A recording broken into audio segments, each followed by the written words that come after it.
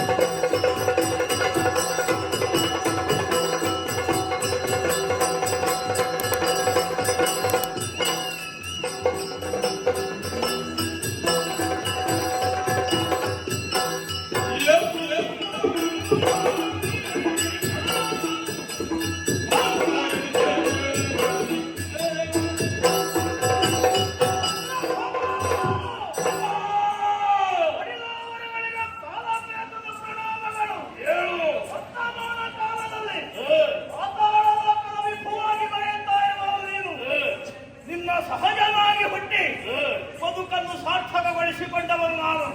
ಈ ಹೊತ್ತಿನಲ್ಲಿ ಕರೆಸಿದೆಯಲ್ಲ, ಏನಾಗಬೇಕು ನನ್ನಿಂದ? 14 ಲೋಕಗಳಲ್ಲಿ ಶ್ರೇಷ್ಠವಾದ ಲೋಕವೇ ಸರಿ.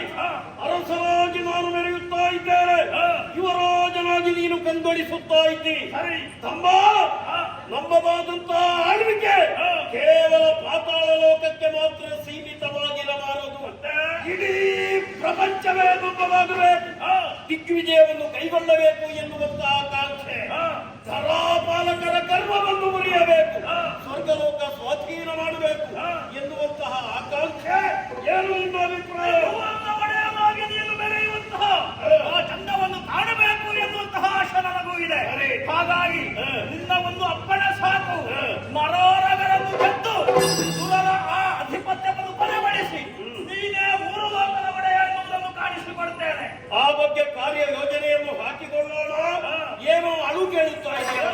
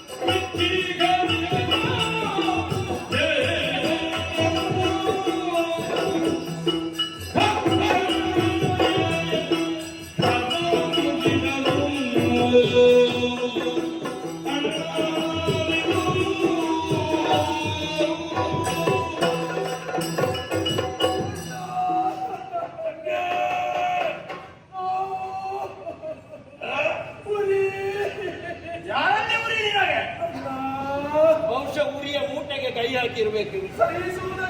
ಯಾಕೆ ಉರಿಯ ಮೂಟೆಗೆ ಕೈ ಹಾಕಿದೆ? ಏನಾಗಿದೆ? ಏನಾದ್ರೂ ನೀನು ಬಹುಶಃ ಇವಳಿಗೆ ಜೋರು ಹಸಿವೆ ಆಯ್ತು ಅಂತ ಕಾಣ್ತದೆ. ಎರಡು ಕೈಯನ್ನು ಜಗಿದು ಬಿಟ್ಲ ಅಂತ ಹೇಳು. ಪ್ರದೇಶದಲ್ಲಿ ಸ್ವಚ್ಛವಾಗಿ ಅದಕ್ಕೆ ಕಳುಹಿಸಿದ್ದು. ನೀನು ಎಲ್ಲಿಯಾದ್ರೂ ತಿರುಗಾಡುತ್ತೆ. ಓರ್ವ ವೀರವನ್ನು ನನ್ನ ಕೈಗಳನ್ನು ಕತ್ತರಿಸಿದ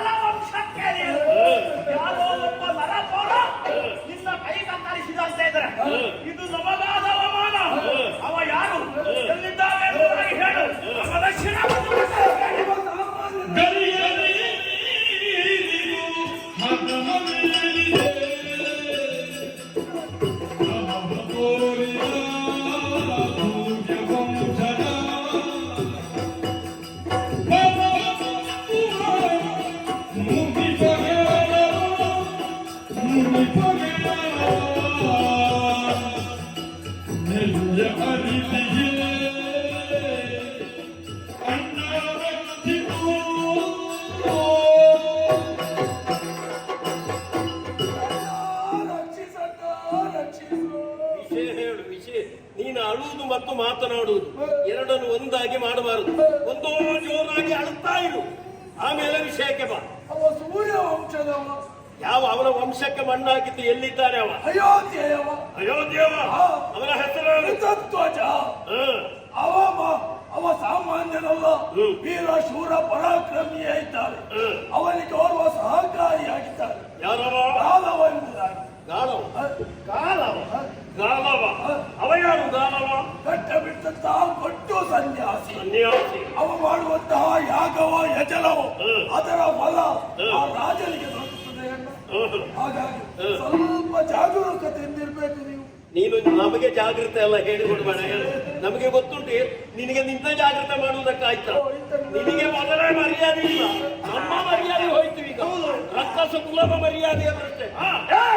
ಹತ್ತಿರ ತಲೆಗಲ್ಲೇನು ಎರಡು ಕೈ ಹೋದ ಕ್ಷಣ ಇಷ್ಟು ನೋವಾಗ್ತದ ನಿನಗೆ?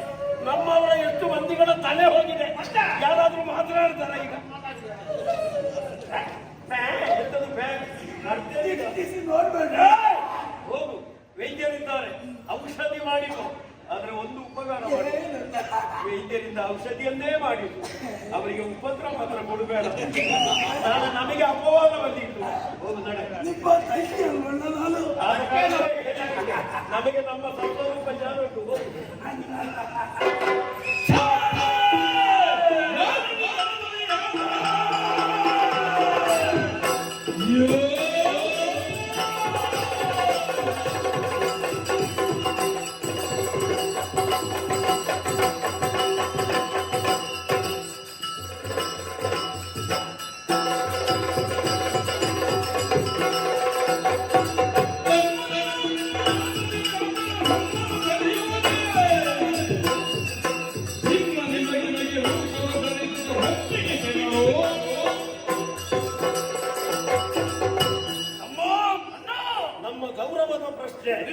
ರಕ್ಕಸ ಕುಲದ ಮರ್ಯಾದೆಯ ಪ್ರಶ್ನೆ. ಪ್ರತೀಕಾರವನ್ನು ಮಾಡಲೇಬೇಕು. ಸರಿಯಾಗಿ ಯೋಚಿಸು. ಮರ ಬೀಳಬೇಕು ಅಂತಾದ್ರೆ ಬೇರನ್ನು ಕಡಿಯಬೇಕು. ಗಾಲವ ಮಹರ್ಷಿಗಳು ಯಜ್ಞವನ್ನು ಹಾಳುಗಡಹಿನವು ಎಂದಾದ್ರೆ ಅರಸ ದುರ್ಬಲನಾಗುವುದಕ್ಕೆ ಸಾಧ್ಯ. ಹಾಗಿದ್ರೆ ತಡ ಮಾಡುವುದಲ್ಲ, ಆ ಋಷಿ ಮುನಿಗಳಿಗೆ ಸರಿಯಾದಂತಹ ಶಿಕ್ಷೆಯನ್ನು ಕೊಡಬೇಕು. ಯಾವ ರೀತಿಯಾಗಿ ಹೋಗೋಣ? ಹೀಗೆ ಹೋಗುವುದಲ್ಲ, ರೂಪವನ್ನು ಬದಲಿಸಬೇಕು. ಸರಿ, ಕಾಡಿನ ಕ್ರೂರ ಮೃಗಗಳ ರೂಪವನ್ನು ತಡೆದು ಆಶ್ವಲಕ್ಕೆ ದಾಳಿ ಮಾಡುವ.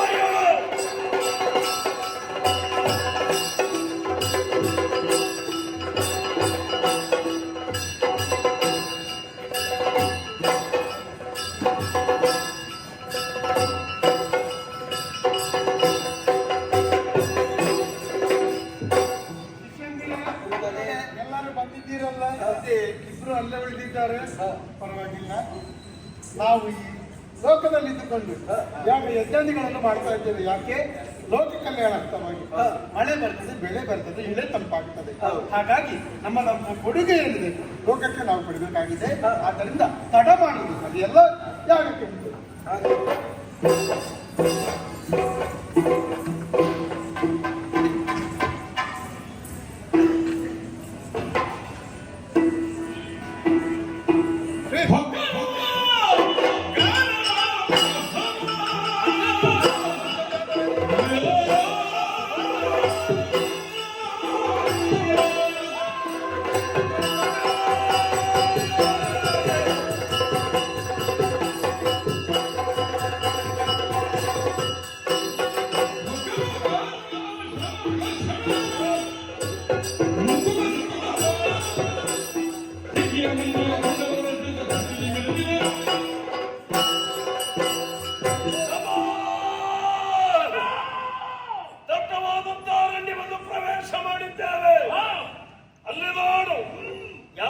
ನಡೆಸುತ್ತಾ ಇದ್ದಾರೆ. ಕಣ್ಣು ಬಿಡುವುದಕ್ಕಾಗುವುದಿಲ್ಲ.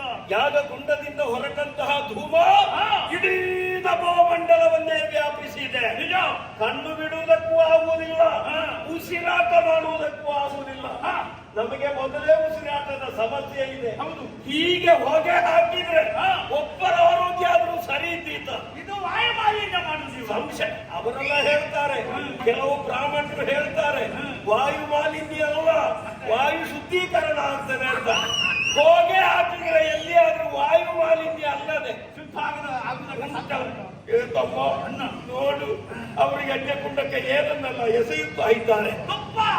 ಬಾಳೆಹಣ್ಣು, ಅವಲಕ್ಕಿ, ಬೆಲ್ಲ ಬೆಲ್ಲ ನೋಡು ತಮ್ಮ, ಅದನ್ನು ನೋಡಿದ ಕ್ಷಣ ನನ್ನ ಬಾಯಿಂದ ಜೊಲ್ಲು ಸುರಿಯುತ್ತಾ ಇದೆ. ತುಪ್ಪ ತಿನ್ನಲು ದಿವಸ ಎಷ್ಟಾಯಿತು? ತುಪ್ಪಕ್ಕೆ ಎಂತ ಬೆಲೆ ತಮ್ಮ, ಎಂತ ಬೆಲೆ. ಇವರೆಲ್ಲ ಬೆಂಕಿಗೆ ಹಾಕಿ ಹಾಳು ಮಾಡ್ತಾರಲ್ಲ, ನೀವೇ ಯೋಚಿಸು. ಪ್ರಪಂಚದಲ್ಲಿ ಅಷ್ಟೆಷ್ಟೋ ಬಂಧುಗಳು ಒಂದು ಹೊತ್ತಿನ ಆಹಾರಕ್ಕೂ ಗತಿ ಇಲ್ಲದೆ ವಿಲವಿಲನೆ ಒದ್ದಾಡ್ತಾ ಇದ್ದಾರೆ. ನಿಜ, ಇವರೆಲ್ಲ ಅದನ್ನು ಬೆಂಕಿಗೆ ಹಾಕ್ತಾ ಇದ್ದಾರೆ. ತಿಂದು ಸಾಯ್ಬಹುದಲ್ಲ. ಓ, ಈ ಪಾಪಿ ಮಗನಿಗಾದ್ರೂ ತಿಂದು ಶರೀರ ಒಳ್ಳೇದು ಮಾಡುವುದು. ಏನು ಮಾಡೋಣ, ಈ ಸುವಸ್ತುಗಳನ್ನೆಲ್ಲ ಬಾಚಿ ಬಾಚಿ ಮೆಲ್ಲೋಣ. ಹಾಗಿದ್ರೆ ಇವರು ಯಜ್ಞ ಮಾಡಬೇಕಲ್ಲ, ಅವರಿಗೊಂದು ಅವಕಾಶ ಕೊಡಬೇಕಲ್ಲ. ಇಲ್ಲಿ ಎಲ್ಲ ಸಿಕ್ಕಿದಂತ ಅನೇತ್ಯಗಳನ್ನು ತಂದು ಯಜ್ಞ ಕುಂಡಕ್ಕೆ ಎಸೆದು ಯಜ್ಞವನ್ನು ಧ್ವಂಸ ಮಾಡೋಣ.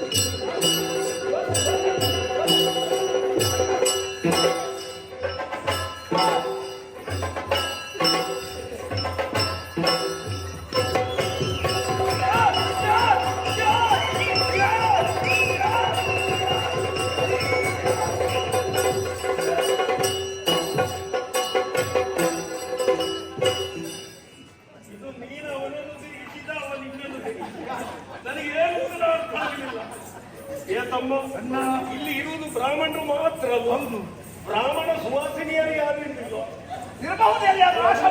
ಅದು ನಿನಗೆ ಗೊತ್ತುಂಟ. ಬ್ರಾಹ್ಮಣರು ಯಾಗ ಯಜ್ಞಾದಿಗಳನ್ನು ನಡೆಸುವಾಗ ಬ್ರಾಹ್ಮಣ ಸುವಾಸಿನಿಯರಿಗೆ ದಾನ ಕೊಡಬೇಕು ಅಂದ್ರೆ ಅರ್ಥ ಆಯ್ತಾ ನಿನಗೆ?